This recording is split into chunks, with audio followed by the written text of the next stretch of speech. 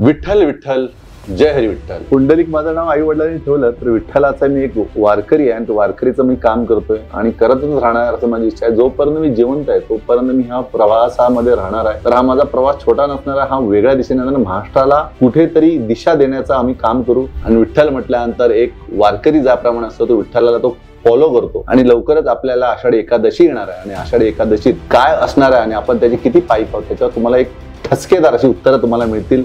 तुम्हाला ऐकायला आवडेल पण तुमच्या हृदयाला छेद पण केला जाईल. आजचा विषय असेल तो म्हणजे सोसायटीची वारी. तर तुम्हाला ऐकायला विचार वाटला असेल की सोसायटीची वारी म्हणजे काय.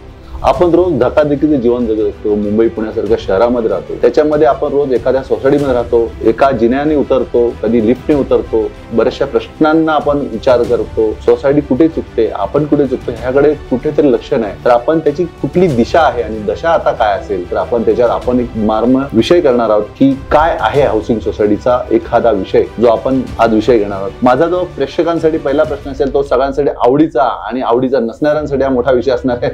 तो म्हणजे 2 चाकी 4 चाकी मध्ये बरेचसे वाद आणि प्रतिसाद त्याला मिळत असतो. तर हे ऍक्च्युअल पार्किंगचं गोडबंगल आहे तरी काय. प्रत्येकाच्या घरात एक कार आलेली आहे. कार लोन स्वस्त झालंय त्यामुळे कार विकत घेणं हा अगदी सहजगत्या प्रकार आहे. मग अशा वेळेला कार पार्किंग हा एक विषय असा असतो की दुखरी नस असते आणि ती दुखरी नस प्रत्येक वेळेला जी मॅनेजिंग कमिटी असते त्या मॅनेजिंग कमिटीला प्रचंड चढ. म्हणजे एजीएम असो सतत कोणते पत्र लिहितं माझ्या ठिकाणी त्यांनी गाडी पार्क केली. तुम्हाला तो खोटं वाटेल की कार पार्किंग मध्ये लोकांच्या घरापेक्षा जास्त कार पार्किंग मध्ये व्हिडिओ कॅमेरे लावा. पण एखाद्याला त्याचा विषय नसेल आणि त्याला त्रास असेल तर त्यांनी कुठे तक्रार करावी. तुम्ही उद्या म्हणाल की मला कावळ्यांचा त्रास होतो. त्रासच म्हणायचं झालं तर अनेक आहेत. कुठलाही प्राणी जो असतो तो प्राणी हा आपला असतो आणि कायदा पण सांगतो की प्राणी हे घरातला एक आपला भाग आहे. तर सदस्याचं, सोसायटीचं, त्या लिफ्टचं आणि पूर्ण सोसायटी त्यामध्येच फक्त इन्व्हॉल्व असते. आणि ह्या विषयात रोजचे कार्यक्रम सुरू असतात. मुंबई पुणेमध्ये असेच विषय सुरू असतात की याचा जबाबदार कोण. कुत्र्या मांजरासारखी भांडणं कुत्री मांजरीने करत पण त्याच्यावर सभासद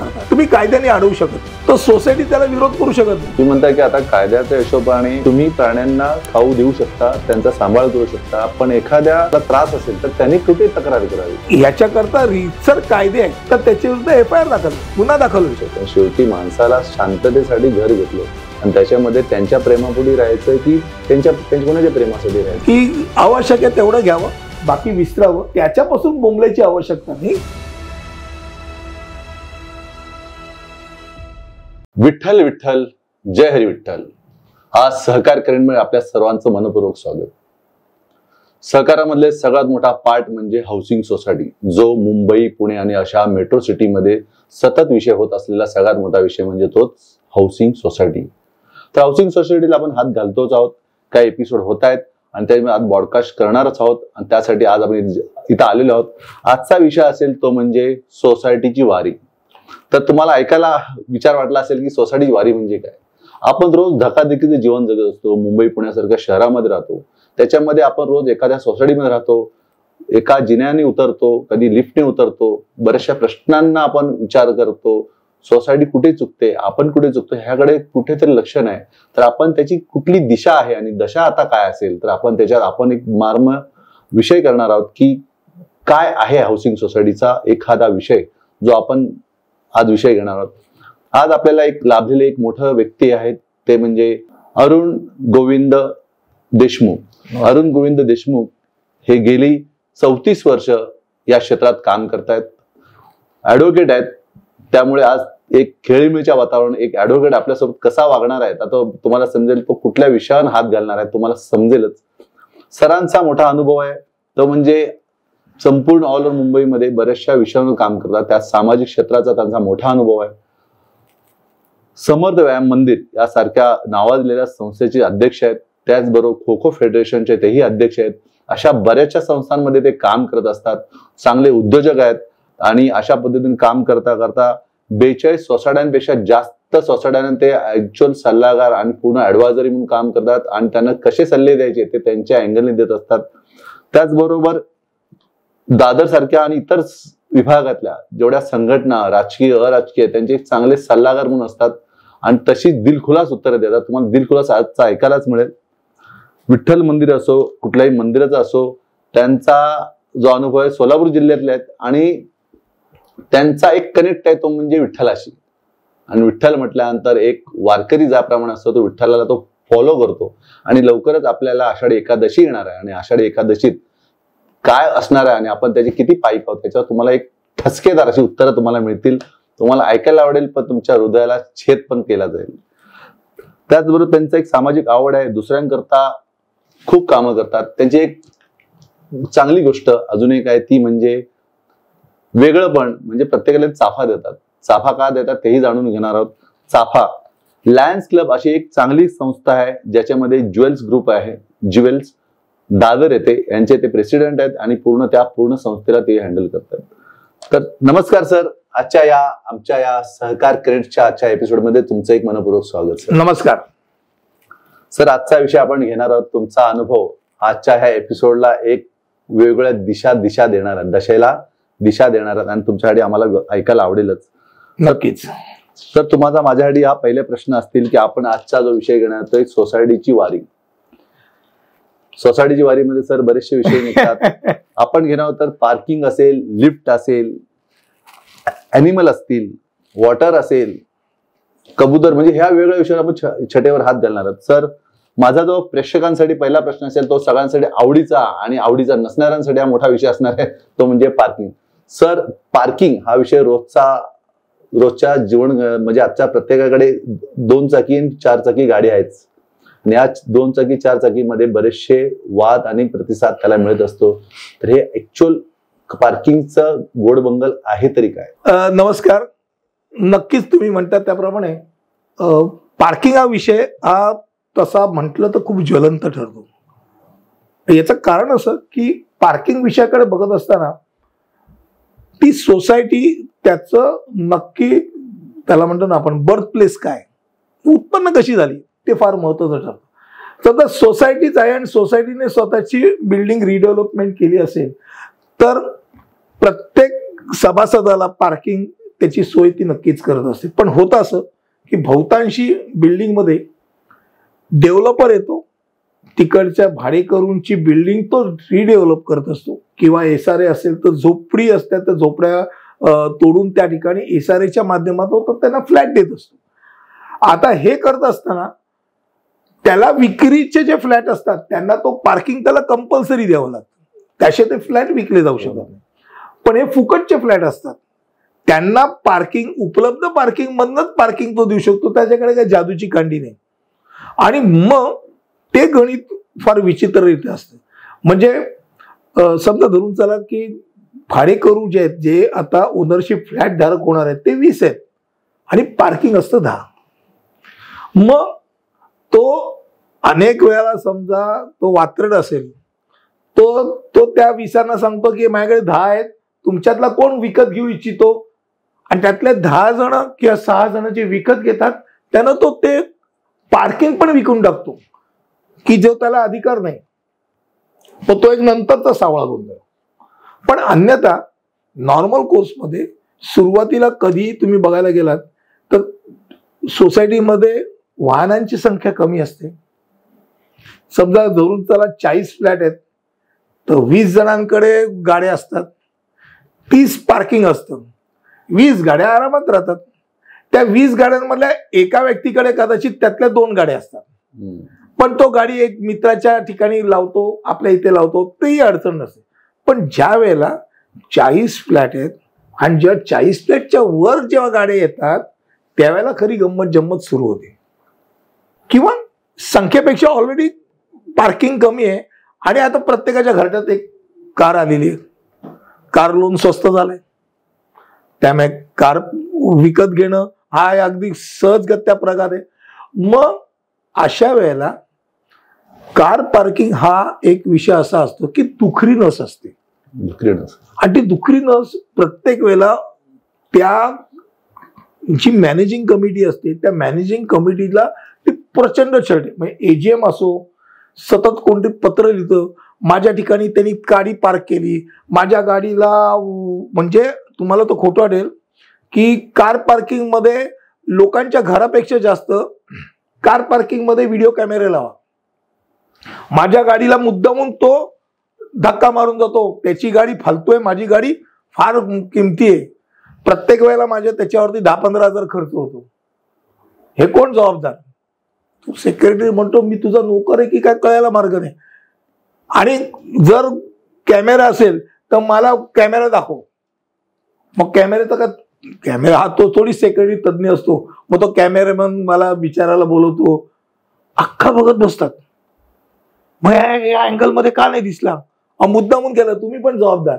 अशा अनेक अडचणी. म्हणजे धक्का त्या गाडीला त्याचा पोचा पडला, त्याचा सगळा त्रास आणि त्रागा तो त्या सचिवावरती काढून मोकळा होतो. तिथून जी सुरुवात होते ती कार पार्किंग मध्ये कोणीतरी 2 व्हीलर लावतो. मग कार पार्किंग 4 व्हीलर करताय, ह्याने 2 व्हीलर का लावली? तो त्याच्या कार पार्किंग नाही लावतोय. नाही 4 व्हीलरच पाहिजे. नाहीतर बऱ्याच वेळा गमती जमती असं माझ्याकडे गाडीच नाही ना, कार पार्किंग आहे ना माझी, मी त्यात माझ्याकडचं रद्दी सामान आणून ठेवतो. मग आता कपाट काढायचं आहे, ते कपाट काढून डायरेक्ट ते भंगारात काढायची याची ते पार्किंग मध्ये अडवण्याकरता. म्हणजे आपल्या जागेवर आपले एक सामान म्हणजे आपण कसं ते नंबर लावतो नळाला, तसं ते एक प्रकारचं ते हे माझं. आता इथे दुसऱ्याने कोणी कार पार्क करू नये म्हणून ते लावलं जातं. समजा आता सर मी तुम्हाला एक प्रश्न विचारतो, समजा माझ्याकडे पार्किंगची जागा 20 असेल आणि 50 गाड्या असतील, तर त्यांचं नियोजन कसं केलं पाहिजे? आता वेगवेगळ्या प्रकारे वेगवेगळ्या सोसायट्या नियोजन करतात. त्यातला एक भाग म्हणजे मी म्हटल्याप्रमाणे दरवर्षी समजा 20 आहेत कार पार्किंग, 20 आहेत आणि 50 जण आहेत, एवढं नाही असतं फरक. नॉर्मली 5-10 अलीकडे पलीकडे असतं. म्हणजे 20 पार्किंग आहे आणि 30 माणसं आहेत, 10 जण शिल्लक राहतात. मग त्यांना पे अँड पार्क मध्ये त्यांनी पार्क करावं. सोसायटीमध्ये 20 जण, मग कोण 20 जण? तर दरवर्षी लॉटरी सिस्टीमनी 1 ते 20 पार्किंग निघतील. तुमचं पार्किंग निघालं तर तुम्ही आतमध्ये जे पैसे ते तुम्ही भरायचे, उर्वरित लोकांना पे अँड पार्क मध्ये करायचं. हा एक त्यातला एक पर्याय असतो. दुसरा एक पर्याय असतो तो सोसायटी जो ऑफिशियली सगळ्या वार्षिक सर्वसाधारण सभेने एक्सेप्ट केलं तर पार्किंग करता सोसायटीला एक चार्ज भरून ते विहित वेळेकरता, ते कायमस्वरूपी नाही, विहित वेळेकरता 10 वर्षाकरता हे 10 जणांना आम्ही दिलेलं असं करू शकतात. पण दे हॅव टू पे.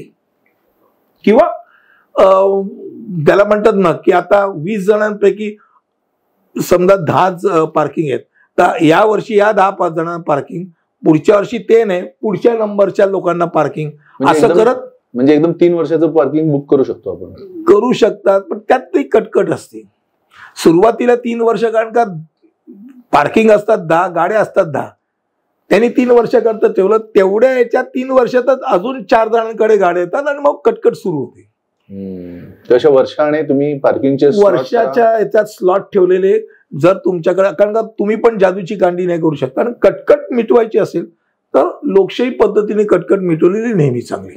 याच्यात जर आपल्याला 50 गाड्या शोधायच्या असेल, पहिला लेआउट चेक करणं गरजेचं असं वाटत नाही का? पहिला लेआउट चेक करून 2 व्हीलर किती राहतील, 4 व्हीलर किती, रेंटवाल्यांना पार्किंग द्यावी का, याच्यावर पण बरेचसे मुद्दे असतात.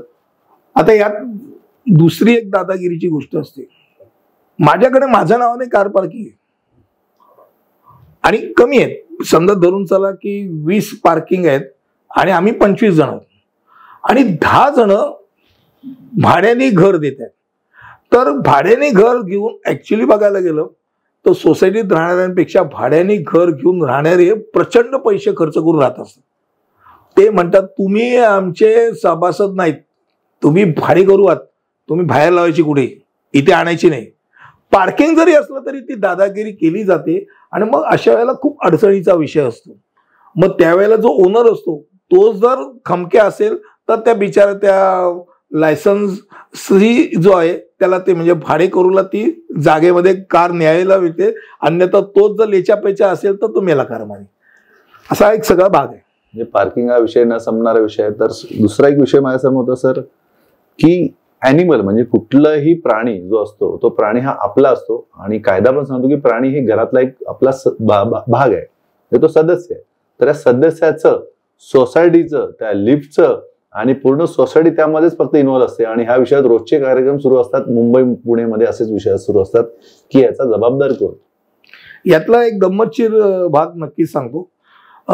अनेकांना वाटेल कुत्र्या मांजरांवरून सोसायटीत कुठे भांडणं होतात, पण बऱ्याच वेळा होतात.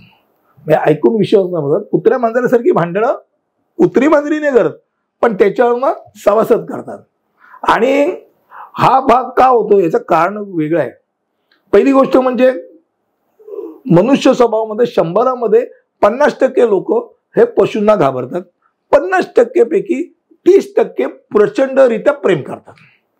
आता हा प्रकार आहे, याला टक्केवारी मी कुठे सायंटिफिक प्रूफ नाही सांगत, अंदाजे सांगतो. आता यात होतं असं की जे 50% ज्यांना ते आवडत नाहीत ते येणं प्रकारे बघतात की ते पशु आपल्या सोसायटीत येणार नाही. मग आमच्या सोसायटीमध्ये कुत्रा बाळगण्यास परवानगी नाही, मांजर बाळगण्यास परवानगी नाही, इथपासून ते सगळ्या पाट्याला जाऊ शकतात जे कायद्याने नाही. तुम्ही कायद्याने अडवू शकत नाही. कुत्रा मांजर पाळण्याकरता इव्हन लायसन्सीला सुद्धा तुम्ही नाकारू शकत नाही. एवढंच काय तर तुमचा भाडेकरू असेल किंवा सभासद असेल, सभासदचं सोडून द्या, सभासदाने भाड्याने ज्याला दिले असेल तो भाडेकरू असेल, त्यांनी जरी कुठच्याही पशुला खाद्य द्यायचा प्रकार असेल, म्हणजे कुत्र्याला तो खायला घालत असेल, मांजरीला खायला घालत असेल, तर सोसायटी त्याला विरोध करू शकत नाही. आणि याच्याकरता रीतसर कायदे आहेत. एवढंच नाही तर आता काल परवा तुम्हाला हायकोर्ट, मुंबई हायकोर्टने स्पष्टरित्या सांगितलं की जर तुम्ही असं रोखलं, जो पशुला खाद्य देत असेल आणि त्याला रोखायचा प्रयत्न केला तर त्याच्या विरुद्ध FIR गुन्हा दाखल होईल. म्हणजे इतपत गंभीर आहे.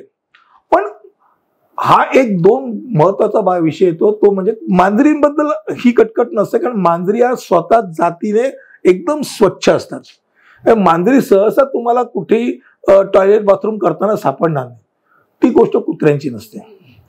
कुत्रे त्यांचे बऱ्याच वेळेला असं त्यांच्या मालकांची धारणा असते की आपण त्यांना समजा टॉयलेट बाथरूम करायचं तर आपण एक बाहेर फेरी मारली की ते आपल्या घरातली जे कचरा काढायची कटकटी बाहेर कुठेही, पण ते रस्त्यावरती नाही. जपान म्हणा किंवा इतर देशामध्ये म्हणा, त्यांना ते पिशवी कॅरी करावी लागते.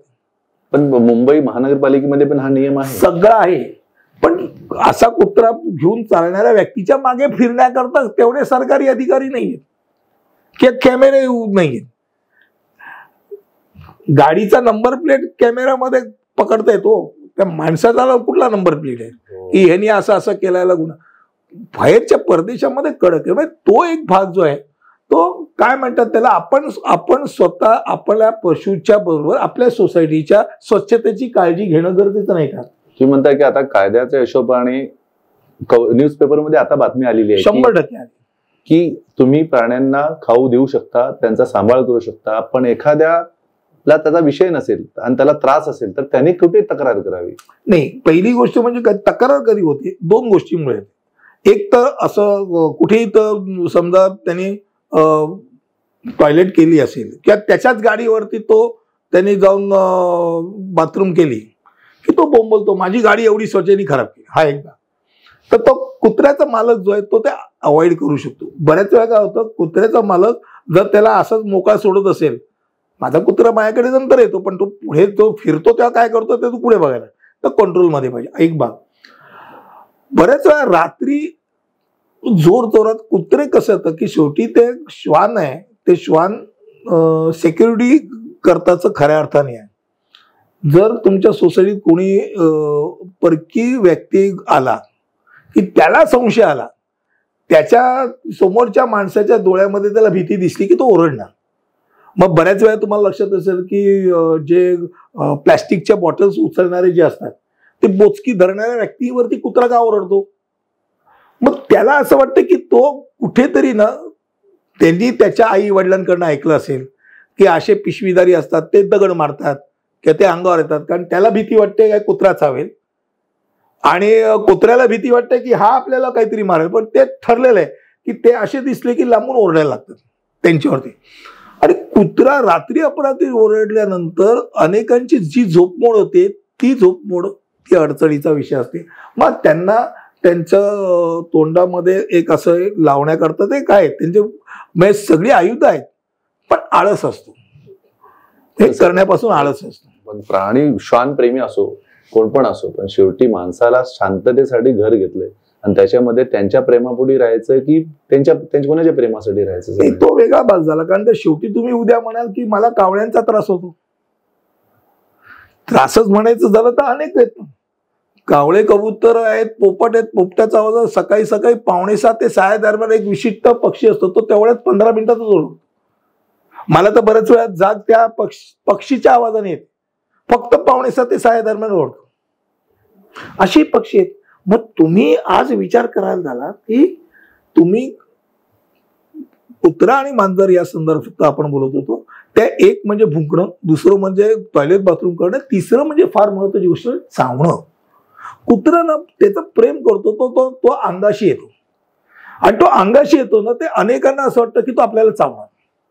आणि त्याचा समजा धरून चला, मी आणि माझा लहान मुलगा चाललाय आणि असा कुत्रा आला आणि तो असा त्याच्या अंगावर गेला आणि चुकून तो आणखीन जवळ आला आणि त्या कुत्र्यानी त्याच्या मुलाच्या अंगावरती फक्त असा 2 हात ठेवले. याला असं वाटतं की माझ्या कुत्र्याला, त्या कुत्र्याने माझ्या मुलाला चावाच घेतला, हा अत्यंत रानटी आहे, याला तुम्ही बाहेर काढा. पण एखाद्याला चावलाच असेल तर, आता त्याला चावला तर त्या एखाद्या 5 वर्षाच्या मुलाला त्याच्या आई वडिलांना किती त्रास असेल. नाही, चुकून चावलाच. एक गोष्ट आहे की हाय केस मला वाटतं की सगळ्यांसाठी हा प्रॉब्लेम असणार. नाही आहे ना. मी पहिली गोष्ट आहे की जे कुत्रे जे आहेत, जे काय म्हणतात त्याला माणसाळलेले, म्हणजे ज्यांना आपण पाळीव प्राणी म्हणतो, की जे घरात ठेवतात, त्यांना रितसर इंजेक्शन दिली जातात. त्यांना रॅबिस पासून सगळे जे इंजेक्शन आहे, मांजरीलाही असतात आणि कुत्र्यालाही असतात, त्यांनी त्याचे इंजेक्शन, कारण तुम्ही नुसते मी पाळत्या म्हणून नाही चालणार, त्याचं जे आवश्यक आहे ते त्याचं औषध पाणी त्याला दिलं गेलं पाहिजे. कारण नाही तर त्यांनी सोसायटीला त्रास होऊ शकतो, हे त्यांनी डोक्यात ठेवले. मी याचा माझ्याकडे मी पशुपालन करतोय, त्याच्या हक्काकरता बोंबलत असेल तर माझ्यावरती ती जबाबदारी आहे की माझ्यामुळे सोसायटीतला कोणालाही त्रास होणार नाही. तर त्याने इंजेक्शन दिले की नाही कसं कळणार? नाही, इंजेक्शन रिसर असतं, तर सर्टिफिकेट असतं. मी म्हटलं मी इंजेक्शन घेतलं म्हणतोय ना, असं नाही, त्याचं सर्टिफिकेट देतात डॉक्टर. सर्टिफिकेट असतं, लागतं. कधी कधी BMCचे राऊंड मारून दाखवतात की ह्याचं तुम्ही काय काय दिले दाखवा, तर ते तुम्हाला दाखवावं लागतं. जर त्याने सोसायटी ते दिलं सर्टिफिकेट तर आपल्याला हिशोब कळेल की बाबा किती वेळा केलंय आणि की नाही केलं. नाही, ते जो श्वानप्रेमी असतो तो सहसा त्या प्राण्याचं तेवढीच काळजी घेतो. म्हणजे आपल्याला जेवढी काळजी असते ना आपल्या लहान मुलीची, त्याच्यापेक्षा जास्त खाद्य आणि त्याच्यापेक्षा जास्त खर्च त्या कुत्र्या मांजरावरती करत असतात. हे मी अगदी जवळनं पाहिलंय. त्यामुळे तो त्याचं घेत असतात. आता तरी त्यांनी कुत्र्याने चावला समजा, तर त्याचं जे काय आवश्यक आहे तेवढं हेच इंजेक्शन लागतं. अनोळखी कुत्र्याचं पूर्वी एकेकाळी ऐकायचो आपण की 14 इंजेक्शन घ्यावी लागायची, असं काही नाही. पण ते नॉर्मली आता सहसित जे इंजेक्शन घेतलेले असतं ना, 1 इंजेक्शननी पण पूर्ण होतं. म्हणजे ते काय, आता तुम्हाला लोखंड लागलं, मला सकाळी आता इथे लाकूड लागलं, आता लोखंड लागलं असतं तर मला काय घ्यावं लागलं असतं? इंजेक्शन घ्यावंच लागलं असतं ना, की जेणेकरून अँटीसेप्टिक मला घ्यावंच लागलं असतं. मग त्याच्यापासून बोंबल्याची आवश्यकता नाही, की आवश्यक आहे तेवढं घ्यावं, बाकी विसरावं. पशूंच्या बरोबर दुसऱ्या गोष्टीचा मात्र सोसायटीमध्ये जी गोष्ट गंभीर आहे ती तुम्हाला अधिक चांगली सांगतो. कुत्र्या मांजराचा किंबहुना सोसायटीला जेवढा त्रास होत नाही तेवढा एक अत्यंत आकर्षक असा प्राणी आहे, त्याचा मात्र सोसायटीमध्ये बऱ्याच वेळा सर्वात जास्त कटकट होते, ती म्हणजे कबुतरांची. कबूतर हा असा दिसायला एकदम सुंदर गोंडस प्राणी आहे, पण कबुतरांची संख्या फार वेगाने वाढते. कबुतरांची अशी अवस्था असते की बंद जी खोली असते, बंद जो फ्लॅट असतो त्यामध्ये कुठून तरी ते शिरतात, छोटूस भोक शिरतात आणि त्याला बाहेर पडता येत नाही आणि तो मरतो आतमध्ये. आणि मेलेलं कबूतर तुम्हाला बहुतांशी वेळा बंद घरामध्ये मेलेलं कबूतर 1 किंवा 2 सापडतात. प्रचंड वास मारत असतो आणि तो एक त्रास असतो कबुतरांच्या शित्त्याचा आणि त्यांचे जे पंख आहेत त्या पिसांचा, त्यातनं अनेक रोग पसरवतात. तर त्याला तुम्ही काहीच नाही करू शकत. त्याकरता नियम आहे की तुम्ही कुठेही दाणे फेकू शकत नाहीत. मी बाबा मला पक्षी आवडतात म्हणून मी सोसायटीत असे माझ्या गॅलरीच्या बाहेरच्या साईडला मी असे दाणे टाकले, कबूतर खात आहेत, तुम्हाला अडचण काय आहे? अडचण. कारण त्याकरता विशिष्ट आणि विहित जागा ठेवलेली असते. कबूतर आपण म्हणतो कबूतरखाना, आता दादरला सुप्रसिद्ध आहे कबूतरखाना. तुम्ही आजूबाजूच्या बिल्डिंग मध्ये विचारा, अत्यंत ते त्याबद्दलचं वाईट मत प्रदर्शित करतील. जेवढे रहिवासी आहेत त्यांना हा वाईट मत प्रचंड. कारण का कबूतर येऊ नये म्हणून ज्या जाळ्यापासूनची आणि एवढं सगळं करून सुद्धा कबूतर येतं आणि येतं आणि बिंडोकसारखं जात नाही. ते एक फार अवघड जागी दुखणं असतं. मग त्याला जाण्याकरताची कटकट खूप असते.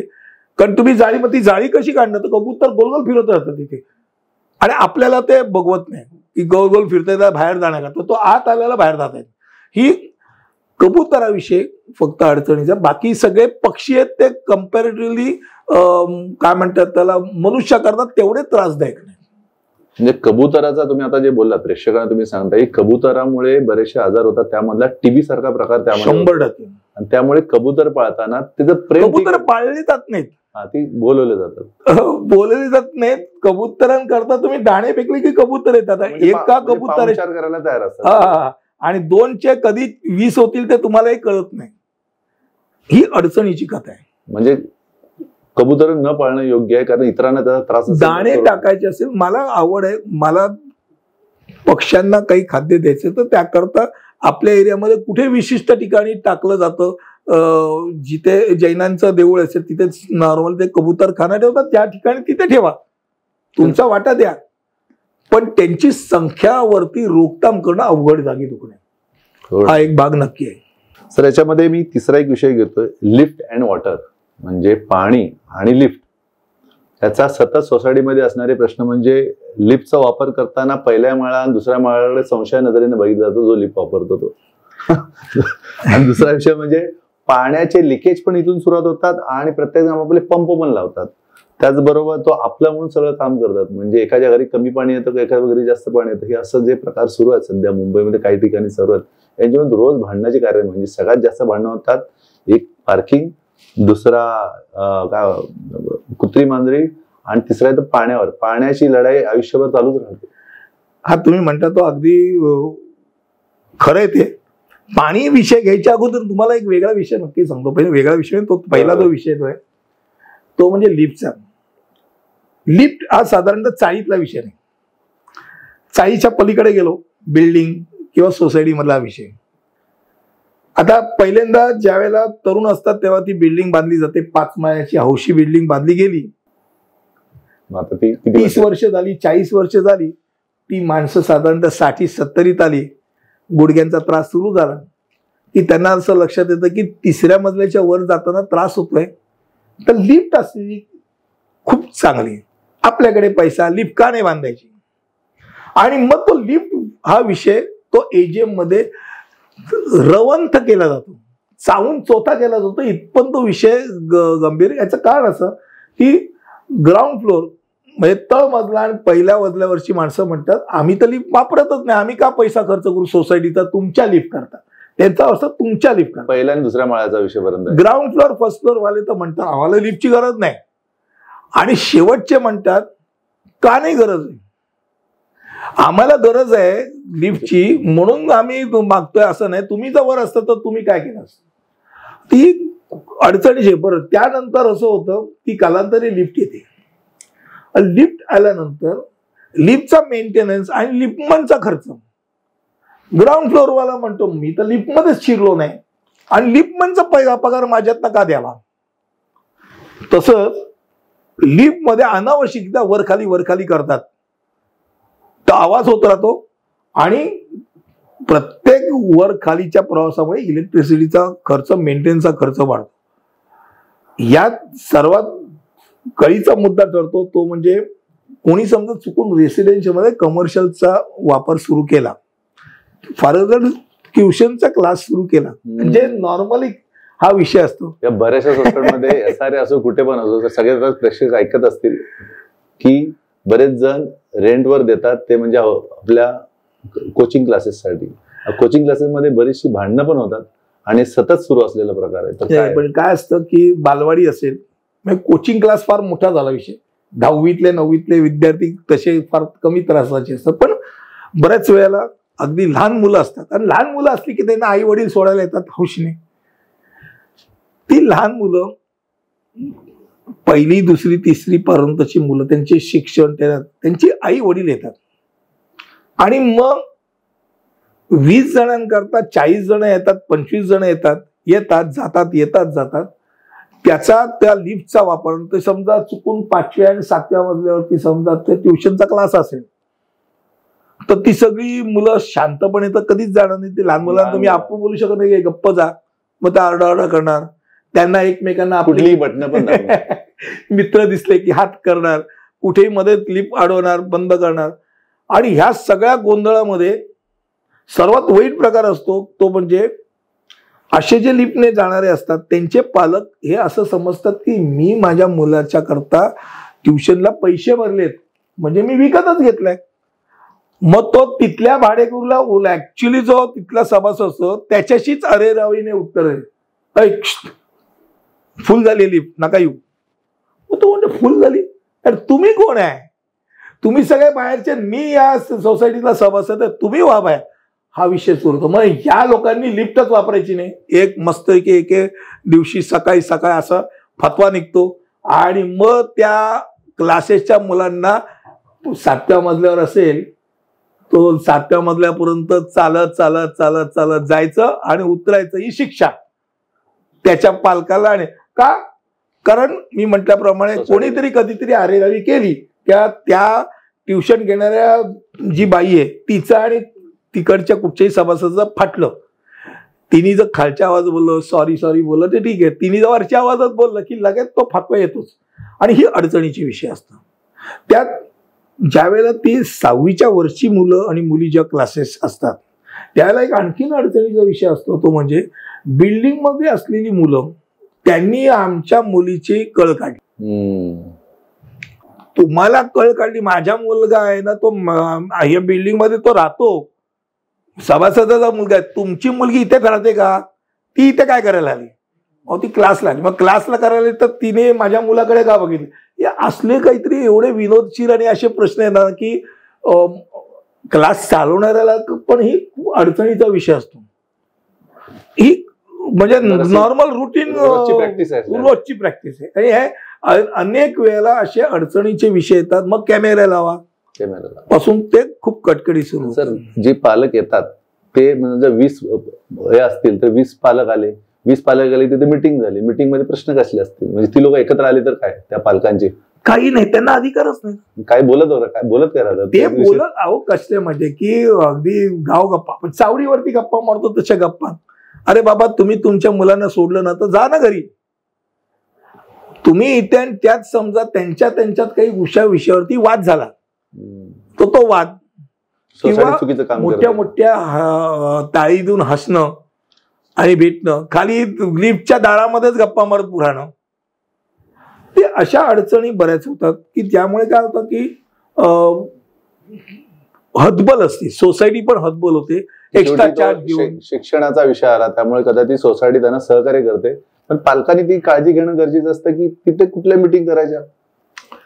कसं असतं मग त्या ट्युशन घेणाऱ्या जी बाई आहे किंवा जो व्यक्ती आहे त्याला कळलं पाहिजे की जेणेकरून सोसायटीला त्रास न होता कसं केलं जाईल. त्यांनी त्यांची एक प्रकारची मीटिंग घेऊन त्यांना समजवलं पाहिजे, भाऊ हे माझ्या मालकीचं नाही आणि हे रेसिडेन्शियल आहे, आपण इथे ती सोय होतीये तुम्हाला, तर ती सोयची तुम्हाला स्वतःला गैरसोय करून घ्यायची असेल तर बोंबलत बसा, मग वरती चालत यावं लागेल एक नक्की. पण ते समजवणं आहे बा. आता भाड्याचा विषय आहे ना, त्यात अजून एक विषय, मी लिफ्टचा विषय म्हणाला म्हणून लिफ्टला लागूनचा विषय तो म्हणजे अनेक वेळेला हे मी म्हटलं ट्युशन क्लास, अनेक वेळेला असं असतं की ज्या सोसायटी आहे त्या सोसायटी मधल्या सभासदांना रेसिडेन्शियल मध्ये कमर्शियल वापर करायला सीए, वकील, डॉक्टर या तिघांना परवानगी आहे. आता डॉक्टर जर त्वचेचा असेल किंवा इतर काही गोष्टीचा असेल तर ती परत अडचणीचा विषय असतो, किंवा खरंच तो पॉप्युलर असेल. आता त्याचे पेशंट ना असे लाईनीत उभे राहतात, ही अडचणीचा विषय असतो. मग कधी कधी पॉप्युलर असण्याचा पण तोटा असतो, मग त्यांनी शक्यतो ग्राउंड वरती राहावं, वरती आला की हा प्रॉब्लेम सुरू टेक्निकली अडचण. आणि पाणी हा विषय असा असतो की न संपणार. तुम्ही मगाशी म्हटलं ना, आता चाळीमध्ये तर अनेक चाळकरांना नक्कीच माहिती, मुंबई म्हणते की चाळ आठवते, आणि चाळ म्हटल्यानंतर नळावरचं भांडण हो, त्याची काही वेगळीच मजा होती. त्याचे केसेस किती असतील तुमच्या जुन्या केसेस आहेत अजून पण पेंडिंग? नळावरच्या केसेस ना त्या नळावरतीच संपतात हे नक्की सांगतात. ते घरापर्यंत ते घरापर्यंतच, म्हणजे ते वादविवाद जास्तीत जास्त पोलीस स्टेशन पर्यंत, त्याच्या पलीकडे केस करण्यात नळाची केस नॉर्मल कोर्समध्ये, कारण का हे चाळकरी असतं. पण ज्यावेळेला चाळकरी म्हणजे एकच कॉमन नळातनं ज्यावेळेला घरी आलेले नळ हा विषय होतो, आणि त्यामध्ये एक कोणतरी शाणा फोर्स कमी म्हणून पंप लावतो. पंप लावल्यानंतर होतं असं की तो पंप सगळा फोर्स त्याच्या नळात आणतो, आणि मग बाकीच्यांना कळत नाही की पूर्वी तर चांगलं बादली भरायची, आता तपेली पण भरत नाही, हे पाणी गेलं कुठे, आणि मग कळतं की ह्याने पंप लावला. तो पण शोधायचा कसा? नाही, आवाज येतो ना पंपाचा, किंचित आवाज येतोय, ते पंप त्यांनी लावलाय. आणि मग पंप का लावला, कोणाची परवानगी घेतली, तो मी विकत घेतलाय, तुम्ही पण विकत घ्या, तुम्ही पण लावा. तर पाणी हा विषय हा पिपाणी सारखा वाजत राहणार, काही पर्याय नाही त्याला. कारण का अनेक सोसायट्यांमध्ये 3ऱ्या-4थ्या मजल्यावरती पाणी जात नाही, फोर्सच नसतो.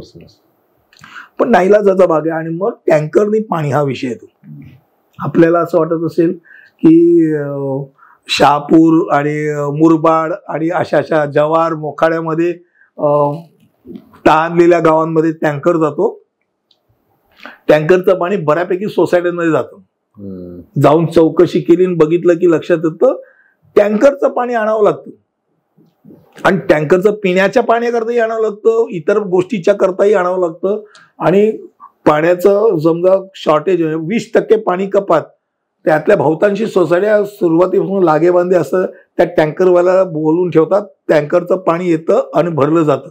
जिथे ह्या वेळेला मग तो जो फोर्सचा भाग आहे, मग त्याला पैसे तर भरायचे आणि पाणी येत नाही, मग काय भरायचे, हा सगळा विषय अडचणीचा विषय होतो. बरेच लोक आपलं भांडी धुवायच्या वेळेला ते नळ सोडूनच असतात.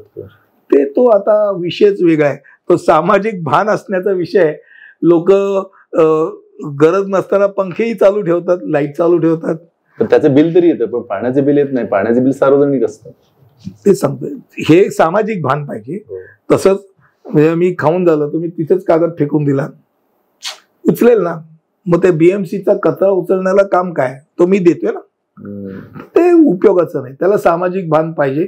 पाणी हे तुम्ही जिथपर्यंत मिळते तिथपर्यंत त्याची किंमत नाही कळत. सुदैवाने आता, पूर्वी आपल्याकडे आपली लोक म्हणायची की पाणी हे विक्रीचे कधीच नाही, कोणालाही आपण पाण्याकरता नाही म्हणायचं नाही. आज पाणी 10 रुपयाचं आपण सहजगत्या घेतो, आणि हॉटेलमध्ये 100 रुपये नाही, 10 आणि 20 रुपयाचं पाण्याची बॉटल अगदी सहजगत्या लोक घ्यायला लागले.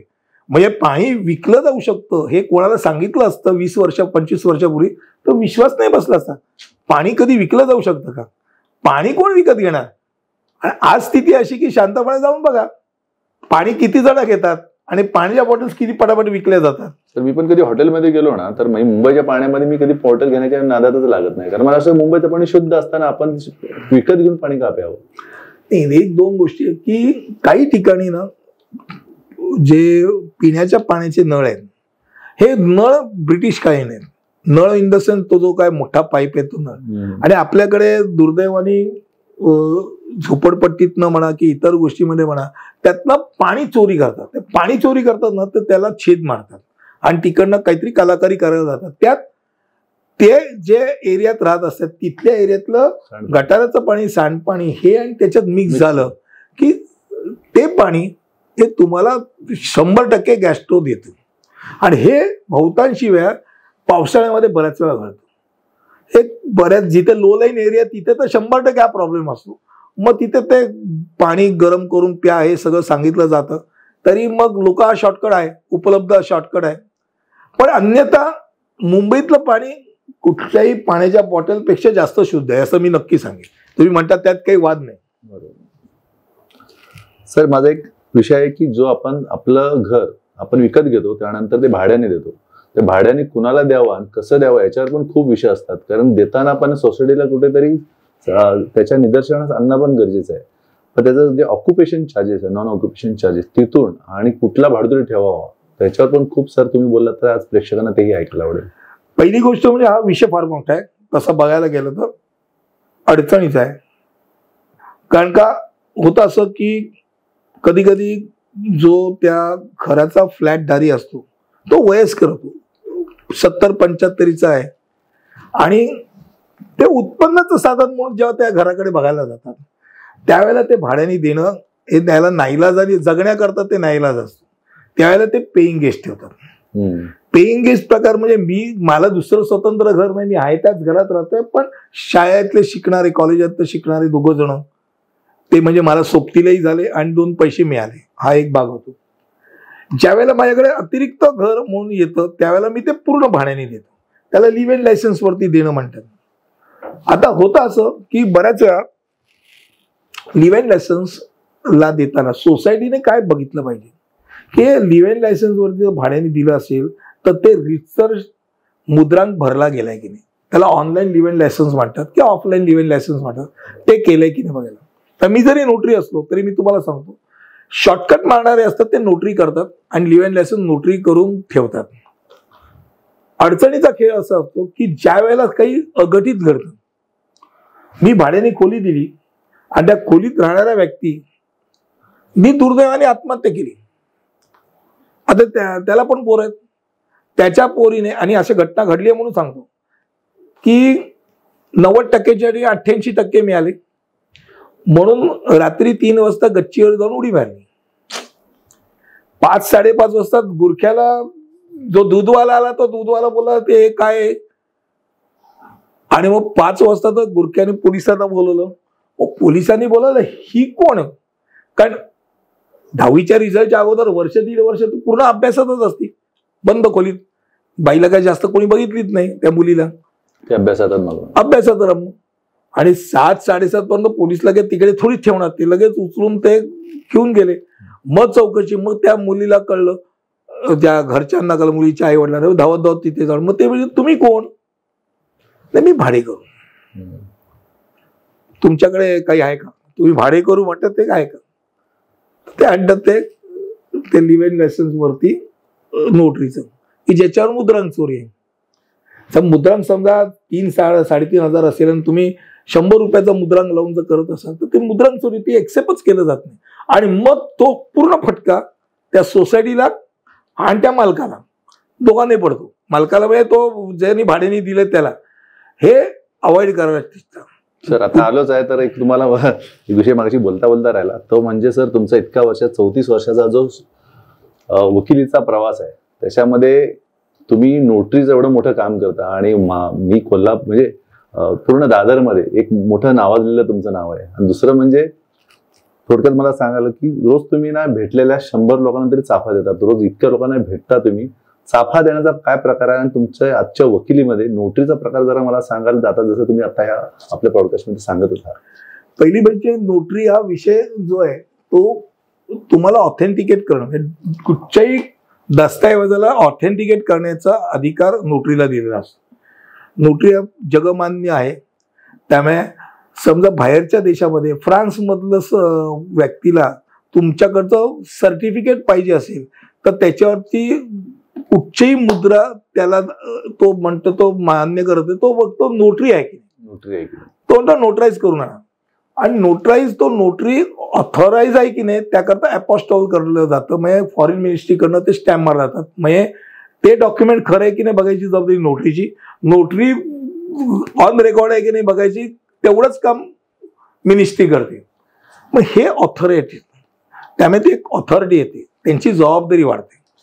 ते जबाबदार म्हणून ज्या वेळेला डॉक्युमेंट करतात त्यावेळेला माझ्यासारखा व्यक्ती हा विचार करतो की ज्या ठिकाणी, आणि हे मी कोरोनाच्या अगोदरपासून करतोय, कोरोना नंतरचं नाही, की जे वयस्कर आहेत ज्यांना काहीच संधी नाही, मला इच्छापत्र करायचं आणि इच्छापत्र मला घरपोच येऊन करणारा आहे का, तर अशा व्यक्तींकरता माझ्यासारखा व्यक्ती खूप उपयोगी पडतो. खूप मोठं काम करतो असं. घरी जाणार, त्यांच्याकडनं माहिती घेणार, ती तयार करणार, त्याला परत दाखवणार, तो जर व्हॉट्सअपवरती असेल तर व्हॉट्सअपवरती दाखवणार, नाही तर घरी जाऊन त्याच्याशी चर्चा करणार आणि अंतिम केल्यानंतर डॉक्टरचं सर्टिफिकेट नसेल तर डॉक्टर पण घेऊन जाणार, त्याचा सर्टिफिकेट घेणार आणि इच्छापत्र त्याचं परिपूर्ण करून त्याच्या हातात देणार. ही एक प्रकारची समाजसेवा आहे. सर एक सामाजिक जाणीव तुम्हाला एवढ्या वर्षापासून आहे, म्हणजे प्रत्येक गोष्टीकडे तुमचं एवढं लक्ष आहे, सामाजिक जाणीव म्हणजे एवढं काय काय म्हणजे असं जो एक भाग म्हटलं ना की सामाजिक, पहिल्यापासून सामाजिक कार्य असल्या कारणाने, आणि मग अशी म्हटल्याप्रमाणे फुलाचा विषय तर नक्कीच सांगेन की देण्याची प्रवृत्ती ही त्या चाफ्याच्या फुलामध्ये, ज्याच्यावरती मी गिव्हर्स गेन, देण्याची प्रवृत्ती, पॉवर ऑफ गिव्हिंग.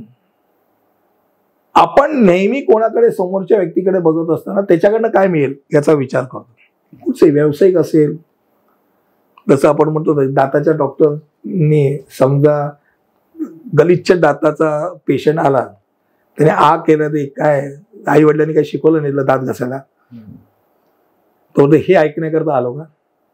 तर एकदम नालायक डॉक्टर आहे, तुम्ही परत जात नाही. आणि त्यामुळे वा वा वा वा वा तो मोजतो 1 2 3 4 5, अरे 18 दात आहेत, 18 वेळा येणार बाबा हा माणूस. पण ते बोलताना, त्याच्याशी गप्पा मारताना तो त्यांनी त्याला नॉर्मलाइज करणं, आपलंसं करणं, व्यवसाय करणं हा एक भाग आहे. पण त्याचा कुठचा दात कसा वाचवायचा हे त्यांनी बघायला पाहिजे.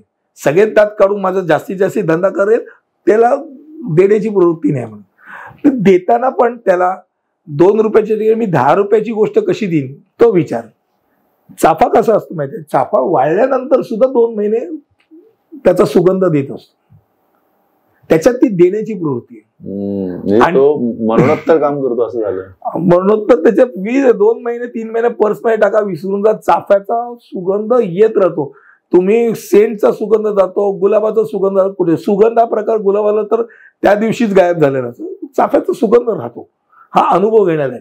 आणि ही प्रवृत्ती आपल्यात यावी याकरता किंवा इतरांमध्ये यावी म्हणून तो चाफा देतो. मला वाटतं मग पण अनुकरण करावं 100%.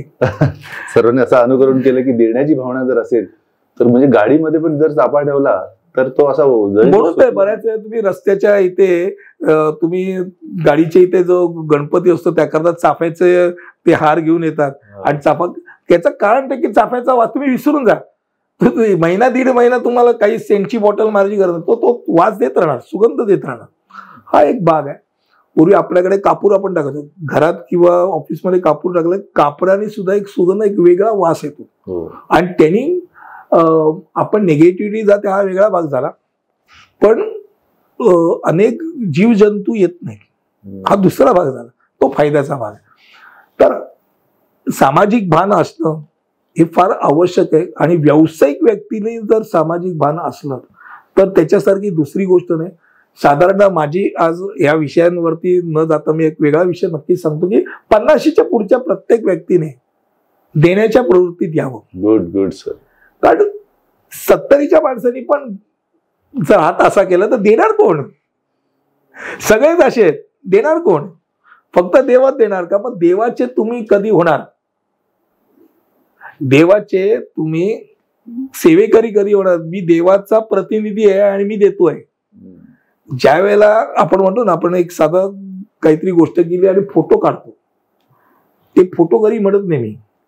जे देतात, ज्याला सत्पात्री दान, ज्याला देतात आणि निघून जातात. कारण तो जो असतो ना, तो देवाचा दावा करत असतो, देवा तुझा जर माझ्यामध्ये मी जगावं असं वाटत असेल तर तू मला कुठच्या तरी रूपात येऊन देऊन जाशील.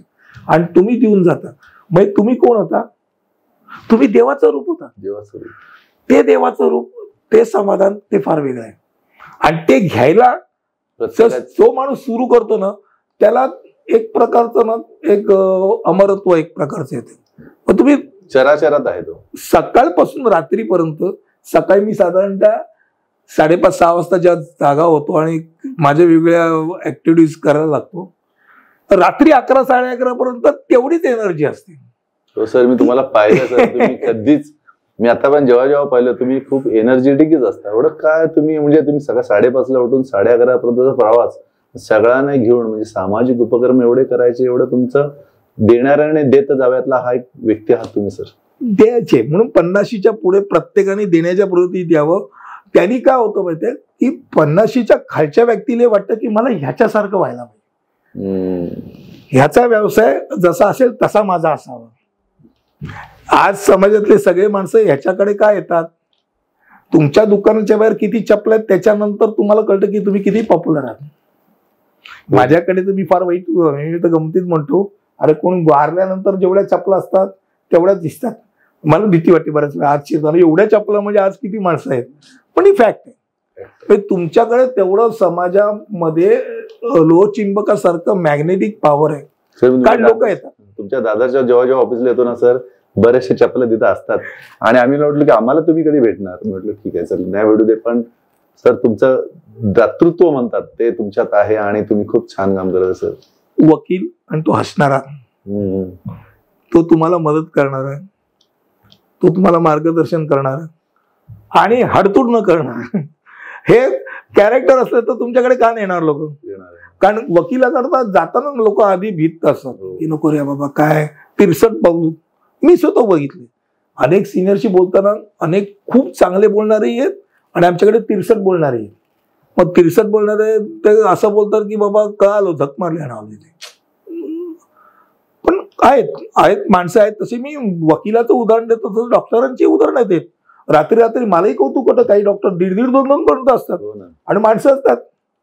सेवा करत असतो. तुम्ही सेवा करण्याच्या भावनेने या, लोक येणार तुम्हाला. कुठेही करा काम, लोक येणार. म्हणजे तो गिव्हर्स गेनचा प्रकार जो 150%. Mouth publicity is the best publicity. तुमची इच्छा पाहिजे सेवा करायची.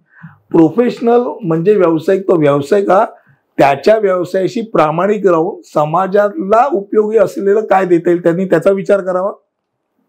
समाज आपोआप येतो तुमच्याकडे. सर तुम्ही पुस्तक लिहिलीत मला माहिती पडली, तर पुस्तकाबद्दल सांगा. तुम्ही क्रीडावर पण आहात आणि बऱ्याचशा गोष्टींवर पण तुम्ही पुस्तकं लिहिताय, त्याबद्दल थोडक्यात.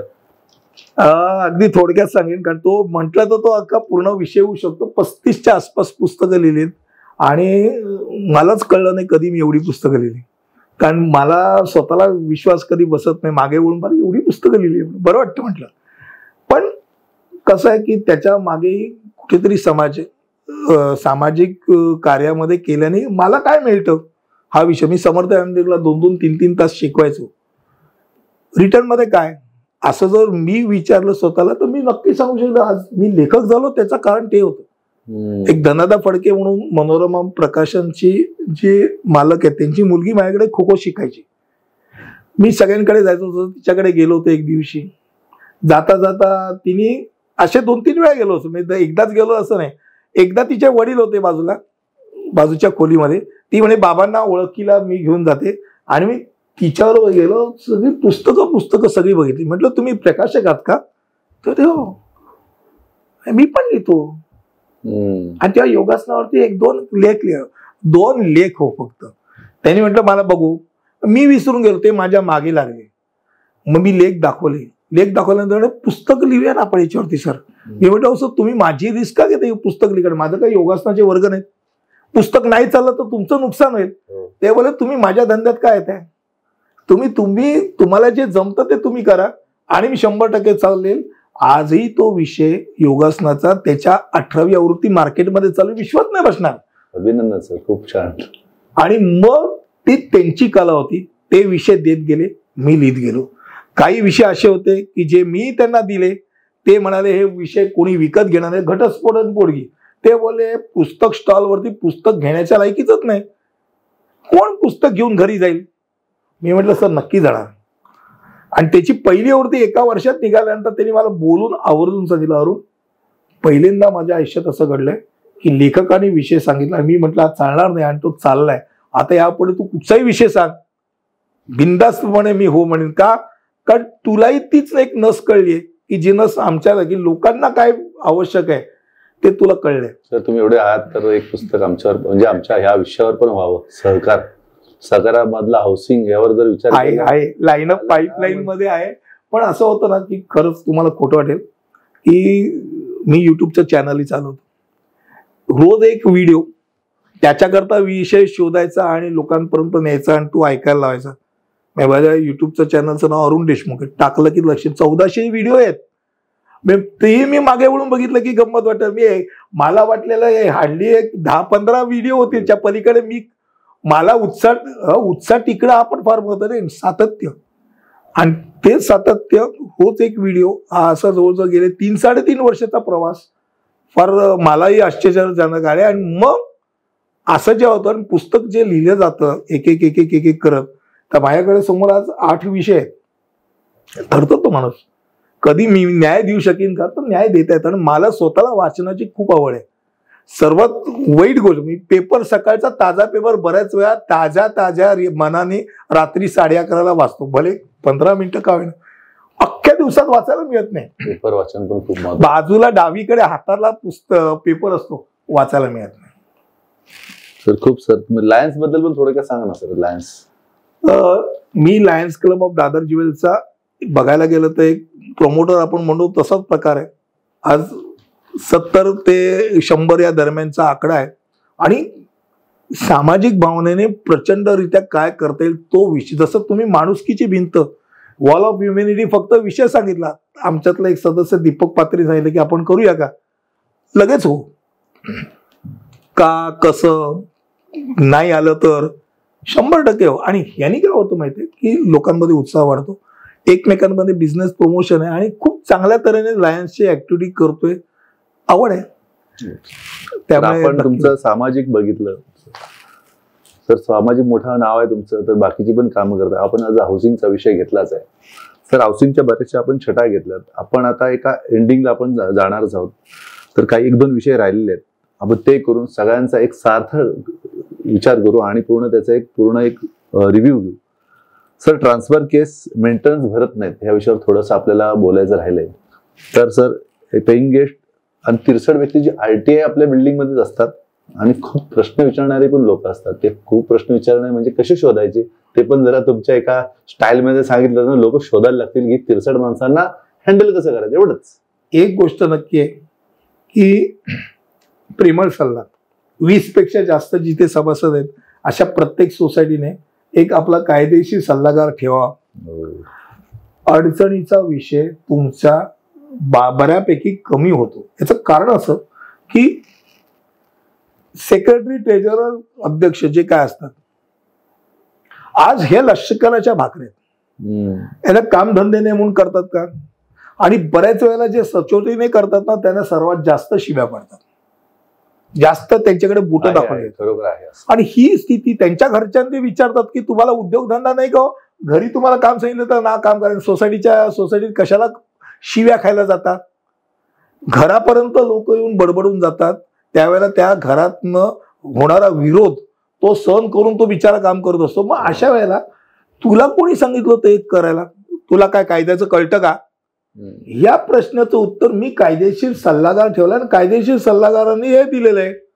याच्या आकल्याने मी केलं, मी अडचणी कमी होतात. प्रश्न विचारणारा शोधायची गरज नाही, तो विचारतोच, घरापर्यंत येतो, एजीएम मध्ये येतो, प्रश्न विचारत होतो हे कोण आहे, हे असं कसं झालं, त्याच्या विरुद्ध तो म्हणजे म्हणतात ना की दुसऱ्याच्या खांद्यावर बंदूक ठेवून गोळी मारणं तसा प्रकार असतो. तो सचिवाला सांगतो तू काय काम करतो, त्यांनी बेकायदेशीर बांधकाम केले, तो BMCने तक्रार टाकणार, तो म्हणतो सेक्रेटरीने केलं पाहिजे, सोसायटीने त्याच्या विरुद्ध केलं पाहिजे, हे असं केलं, हे त्यांनी तुम्ही त्याला विरोध केला पाहिजे. तो तुमच्या खांद्यावर बंदूक ठेवून ज्या गोळ्या मारायला लागतो ना त्या अडचणीचा विषय होतो. कारण तुम्ही केलं की तो परत अजून एक विरोधक निर्माण झाला आणि ह्याचं समाधान कधीच होणार नसतं. त्यामुळे 2-2 अनावश्यकरित्या विरोधाला विरोध आणि मग माणसाची इच्छा निर्माण होती. कुठच्याही सोसायटीमध्ये बघायला गेलं ना की साधारणतः 60च्या वरचीच माणसं तुम्हाला दिसेल की जे हे हौशीने करतात. मग आता काही रिकाम टेकडा, आता रिटायर झालोय ना तर वेळ जात नाही, मग सोसायटीमध्ये 2 तास वेळ गेला. पण हे रिटायरमेंटचं काम नाही आहे, हे ऍक्च्युली डेडिकेटेड काम आहे. अनेक वेळेला मी असं बघितलं की शेअर सर्टिफिकेट ट्रान्सफर होतात, इंडेक्स 2 मध्ये ट्रान्सफरच नाही, इथल्या इथे सोसायटीमध्ये ट्रान्सफर करत जातात. त्या माणसाला एंडला जो व्यक्तीचं नाव आहे त्याला जेव्हा विकायचं असतं ऍक्च्युअल मध्ये किंवा त्याच्यावर लोन काढायचं असतं तेव्हा त्याला कळतं रे इंडेक्स 2 मध्ये तर नाव माझ्या काकाचं आहे किंवा माझ्या आजोबांचं आहे, परदादाचं आहे आणि माझ्या नावे करून झालंय, इलेक्ट्रिसिटी बिल माझ्या नावे, शेअर सर्टिफिकेट माझ्या नावे, पण इंडेक्स 2 मध्ये माझं नाव नाहीये. मी विकू शकत नाही, मी कर्ज काढू शकत नाही. कायद्याच्या बाहेर जाऊन ऑलरेडी काम केलेलं असतं आणि म्हणून कायदा त्याला सांगतो की हे तुझं चुकलंय म्हणून. मेलेल्या व्यक्तीच्या नावे ओरिजिनल शेअर सर्टिफिकेट वरती now let XYZ share certificate. अरे तुम्ही शेअरसाठी आज दिलं म्हणून तुम्ही लेट म्हणून कसं काय देऊ शकता? ज्या वेळेला त्यांनी विकत घेतलं तेव्हा तो जिवंत होता की. बॅक साईडला तुम्ही लिहायचं असतं, ते काय ट्रान्सफरचे आहेत. साध्या साध्या गोष्टी माहिती नसतात. आय रजिस्टर, जे रजिस्टर फार मोठी गोष्ट आहे, ते मेंटेन केलं नसतं. मग ज्या वेळेला तुम्हाला सोसायटीच्या रजिस्टर काही प्रश्न विचारायला लागतो, पंचायत असते. इलेक्शन कधी घेतली, नियमित घेतली का, एजीएम घेतली का, अकाउंट्स ऑडिट झालेत का, तुम्ही 5,000च्या वर काही खर्च करत असेल, 3 कोटेशन घेतली होती का, 50 प्रश्न आहेत. त्याला कळत नसेल तर त्याने एक कन्सल्टंट नेमणं गरजेचं. कन्सल्टंट म्हणजे म्हटलं की कायदेशीर सल्लागार नेमावा, त्याच्या अकलेनी बाबा हे असं असं आहे, तुमचं काय मत आहे, ते केलेलं सर्वोत्तम. त्यांनी काय होतं, काही गोष्टीपर्यंत तुम्ही तुमच्या 100% तुम्ही सॅटिस्फॅक्टरी वेवर करू शकता. पण जेव्हा निश्चित कायदा होतो, आता मला ताप आला, बारीक ताप आला, मी कणकण आली, मी जाऊन क्रोसिन खाल्ली, सतत ताप येतोय, क्रोसिन चालेल का? तर मला कॉलरा झाला, मलेरिया झाला असेल, टायफॉइड झाला असेल, तर मी स्वतःवर प्रयोग करतो. ICU मध्ये जायचंय का? तसं एका लिमिट पर्यंत तुम्हाला कायद्याचं ज्ञान पुढे इथे वकील पाहिजे. म्हणजे त्याकडे भान राखलं पाहिजे. भान म्हणजे सर काय होतं की मेंटेनन्सच्या विषयामुळे हा विषय वाढतो आणि त्यामुळे हा विषय पुढे जात नाही. आणि असा जाण्यानं पैसे वाढवल्यामुळे कदाचित कन्सल्टंट किंवा ऍडव्होकेट, कायदेतज्ञ ठेवत नसल्यामुळे हा विषय वाढतो. मग अशा प्रकारे खर्चाची बाजू येते.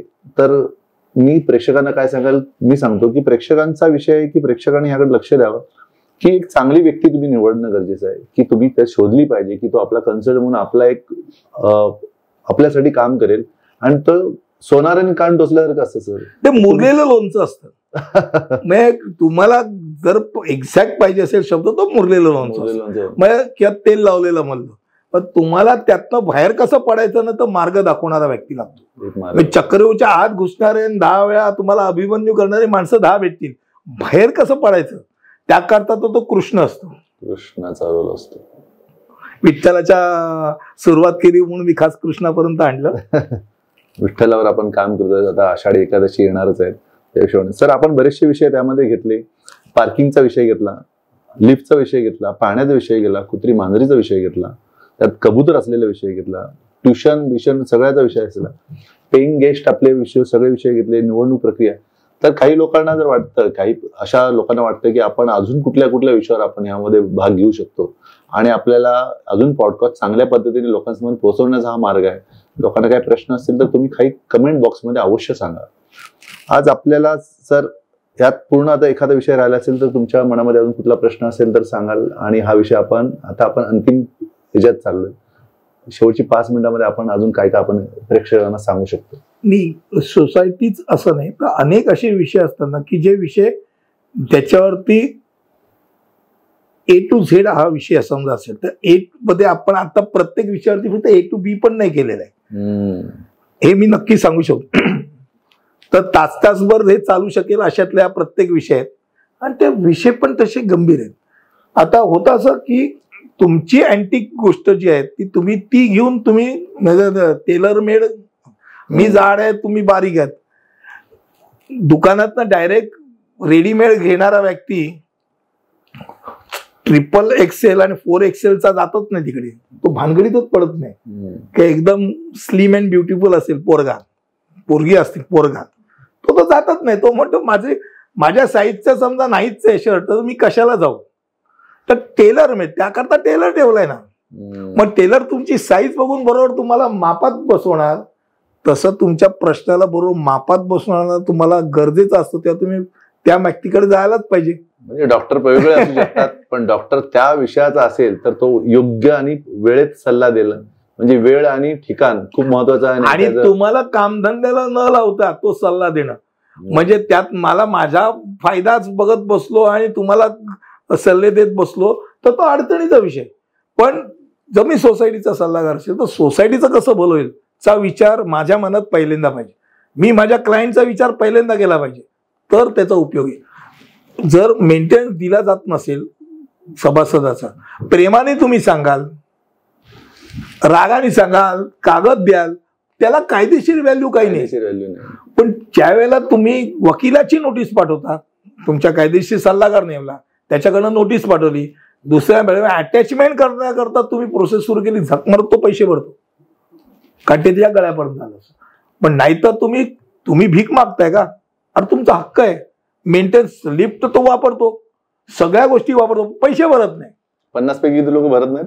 साधारणतः 50 तुम्ही ऍव्हरेज ऑन एन ऍव्हरेज बघितलं ना, 50 जणांच्या सोसायटीत 5 जण हे दरवेळेला दुकरी नस म्हणून तुमच्याकडे असतात. 10% बघा, 10%, 100, 10% भाऊ. आणि असं नाही की एसआरईची सोसायटी आहे, गरिबांची सोसायटी, त्यामध्ये प्रॉब्लेम.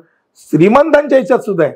माझ्या खिशामध्ये उडवायला पैसे पण मी भरत नाही, दाखवतोच मी, नाही भर, काय करशील? अरे काय करशील म्हणजे सोसायटी चालवायची कशी?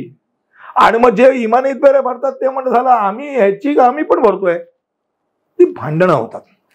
हे 5% न भरणारे असतात, त्यांच्याकरता आपण ते जे तेल लावलेले मल्ल आहेत असे ते वकील लागतात, पर्याय. सर आपण 1 तास या विषयावर केला. सर मी तुम्हाला जेवढं ओळखतो त्यानुसार मला माहिती आहे की लोकांना कन्सल्टंट लागतात, सल्लागार लागतात, पण एक वकील आपल्या आयुष्यात पाहिजे. त्याला फॅमिली डॉक्टर म्हणतो ना, फॅमिली डॉक्टर, फॅमिली लॉयर लागतो. फॅमिली लॉयर लागतात. आणि सोसायटीचा लॉयर हा फॅमिली लॉयर म्हणून आपण जर त्याला घेतला तर मी बऱ्याच लोकांना पाहिलं तर सरांना जर मी त्यांची बाजू घेतोय म्हणजे त्यांना मी पाहिलंय. जर तुम्हाला ऍज अ कन्सल्टंट म्हणून करायचं सर, एक चांगलं व्यक्तिमत्व आहे. बरीच लोक आहेत समाजामध्ये जी लोक कामं करायला तयार आहेत, पण एक दिवस काम करण्यापेक्षा तुमच्याकडे 10 वर्ष जर तुमच्याकडे एक सल्लागार असेल तर तुम्हाला योग्य त्याचा सल्ला देईल, कारण तुमचा प्रवास त्यांनी पाहिलेला असतो. त्या प्रवासामध्ये असलेल्या चुका, तिथं असलेले लोक ज्यामध्ये तुम्हाला सतत त्रास देत असतात, अशा त्रास लोकांना पण सरांच्या एका माध्यमातून तुम्ही सॉल्व्ह करू शकता. तुमचा प्रवास असेल, प्रवास असल्यामुळे तुमचे रिलेशन चांगले राहतील. एक गोष्ट मी फक्त पटकन आढळतो आणि एक सांगायचं आहे की सामाजिक बांधिलकी आपण म्हणतो 365 दिवस काम करणारा प्रोफेशनल दाखवा. डॉक्टर सगळे रविवारी गायब असतात, जाऊन बघा. डेथ सर्टिफिकेट पाहिजे असेल ना तर छान घाम फुटतील. चुकून दुर्दैवाने शनिवारी रात्री मेला कोणी तर त्याला डेथ सर्टिफिकेट मिळत नाही. ओळखीचा कोणतरी डॉक्टर असेल तर त्याच्या पाया पडा, पण मिळत नाही. सगळे डॉक्टर काम करत नाहीत रविवारचे, असं माझं प्रामाणिक मत आहे, हॉस्पिटलचे सोडून. वकील आणि नोटरी बऱ्यापैकी गडबड, नोटरी पण सापडत नाही. मी 365 दिवस असतो, सकाळी 10 ते रात्री 10:30 पर्यंत असतो. ही उपलब्धता खास करून ह्याच्याकरता आहे की उरलेल्या फावळ्या वेळात मी लिखाण करत असतो. तर तुमची सोशल आहे काम, त्यामुळे तो उपयोगी असा व्यक्ती, उपलब्ध असणारा व्यक्ती. ज्या वेळेला आपला फॅमिली डॉक्टर असतो, पण शनिवारी आपण चुकून आपल्या घरातला मेल्यानंतर तो नसतो, मग आपण आपल्याला भेटणार कोण? डोळ्यासमोर पांढरं येतं आणि तुम्हाला पोस्टमॉर्टम करावं लागतं. जर तुम्ही चुकून गव्हर्नमेंट हॉस्पिटल मध्ये तर पोस्टमॉर्टम केल्याशिवाय नाही जाणार, तुम्ही घरात ठेवावं लागतं. खूप अडचणीचे विषय आहेत. म्हणून फॅमिली डॉक्टर, फॅमिली हे म्हणतो ना, उपलब्ध असणारा सोसायटीचा फॅमिली डॉक्टर लागणार. आणि सरांना जर बघितलं तर सोसायटीचा तुम्ही जर विचार केला तर प्रवास करता करता बऱ्याचशा अडचणी आहेत. तुम्ही त्याच्या सरांनी शब्दांमध्ये तुम्हाला काही लोकांना वाईट वाटेल, पण चांगलं औषध देण्यासाठी सरांची एक मार्गदर्शन असणं गरजेचं आहे. नसेल तर तुमचा फक्त वेळ आणि तुमचं रिलेशन चुकतील. त्या रिलेशन वाचत असेल, तुमची रोज 365 दिवस तुम्ही एका बिल्डिंग मध्ये राहता, त्याच्यामध्ये सगळ्यांचे रिलेशन तयार असतात आणि त्यामध्ये फक्त आपण सोसायटीच्या बाहेर दुसरं काही जगच नाही का असं होतं. आणि कधी कधी राजकारण घरात आणू नये, पण काही लोक आता राजकारण सोसायटी पण घरात आणतात आणि सोसायटी आणि राजकारणातच खेळत राहतात आणि आपलं आयुष्य कुठेतरी चुकत असतं. आपल्या सहकार कनेक्टच्या माध्यमातून सर्वांना आम्हाला हे सांगायला आवडेल, असे तज्ञ लोक येतील. तुम्हाला सरांना कमेंट बॉक्समध्ये तुम्ही टाका की सरांना आम्हाला हे प्रश्न विचारायचे, ते आवडीने त्याची उत्तर देतील. तुम्ही तुमचा नंबर टाका, जेणेकरून तुम्हाला त्याचा प्रश्न उत्तर अवश्य मिळेल. आमचे सहकार कनेक्टचे बऱ्याचशा विषयावर आम्ही काम करतो, त्यामध्ये हाऊसिंगचे आम्ही 25 एपिसोड करण्याचा उद्देश आहे. काही त्यातल्या तज्ञ लोकांना आमच्यासोबत काम करायचं असेल आणि ह्या पॉडकास्टला तुम्हाला यायचं असेल तर आम्ही तुम्हाला इथं निमंत्रित करतो की तुम्ही ह्या विषयाला या आणि ह्या विषयाला आपण एक पुढे घेऊन जाऊ. कारण मी आवडीचा विषय म्हणून ह्यात आलोय की हाऊसिंग मध्ये मी राहतो, मी जबाबदार आहे. कचरा कुठे टाकावा, पाणी किती वाजता हवं, ह्याकडे दुसरं काही काम नाही. फक्त पार्किंग पाहिजे, लिफ्ट पाहिजे, पाणी पाहिजे, पण मेंटेनन्स वेळेस भरायचे नाही. असे बरेचसे विषयावर आपण यामध्ये आता साथ घालणार आहोत. तुम्ही सर्वांनी आमच्या सोबत या आणि आम्हाला सपोर्ट करा. सर आलेले आहेत. सर तुम्ही आजच्या ह्या पॉडकास्टला तुम्ही उपलब्ध झालात. सर आज मुंबईवरून आपण पुण्यात आलोत आणि पुण्यामध्ये आज इथं आपण चांगल्या हेतून एक खेळीमेळीच्या गप्पामध्ये ज्याला या विषयाला जिथे टोचलं गेलं असेल कदाचित तर त्याने ते ऍज अ काय म्हणतात स्पोर्टी हे म्हणतात ना एक खेळाडू वृत्तीमध्ये त्याने यावं आणि तो विषय त्या पद्धतीने घ्यावा. सर टीकाकार असावा. ओके. टीकाकार तुम्हाला तुमचा चष्मा असतो, चांगला चष्मा लावला आणि तुम्हाला तुमचा चेहरा काळा दिसला किंवा काहीतरी काळं दिसलं तर ते वाईट वाटायचे कारण आहे. तो चष्मा तुम्हाला खरं तुमचा आरसा आहे, आरसा तुम्हाला खरं बोलतो आणि खरं बोलणारा व्यक्ती तुमचा खरा मित्र असतो हे नक्की. त्यामुळे तुम्ही म्हणा मुंबईवरून आला लागलं मस्त की पण पुंडलिक लोकरेंनी बोलवलं म्हटल्यानंतर नाही बोलणार नाही, हा एक भाग नक्की होता. पुंडलिक माझं नाव आई वडिलांनी ठेवलं तर विठ्ठलाचा मी एक वारकरी आहे आणि तो वारकरीचं मी काम करतोय आणि करतच राहणार असं माझी इच्छा आहे. जोपर्यंत मी जिवंत आहे तोपर्यंत मी ह्या प्रवासामध्ये राहणार आहे आणि सरांसारखे मला मार्गदर्शक जर मिळाले तर हा माझा प्रवास छोटा नसणार आहे, हा वेगळ्या दिशेने महाराष्ट्राला कुठेतरी दिशा देण्याचा आम्ही काम करू. म्हणजे एकट्याने म्हणून सगळ्यांनी जर आलं तर मला असं वाटतं की आपण सर्वांनी यावं. तुम्हाला सरांचा एक नंबर आम्ही खाली कमेंट बॉक्समध्ये असेलच, तुम्ही सरांना एक वैयक्तिक फोन करू शकता, त्यांचं गायडन्स घेऊ शकता आणि सर तुमच्यासोबत अवेलेबल आहे. याच्या या सहकार कनेक्टमध्ये आजच्या एपिसोडला सर आले त्याबद्दल मी सर्वांचा आभार मानतो आणि आजच्या या कार्यक्रमाला इथंच थांबतो. जय सहकार, जय हरी विठ्ठल. धन्यवाद.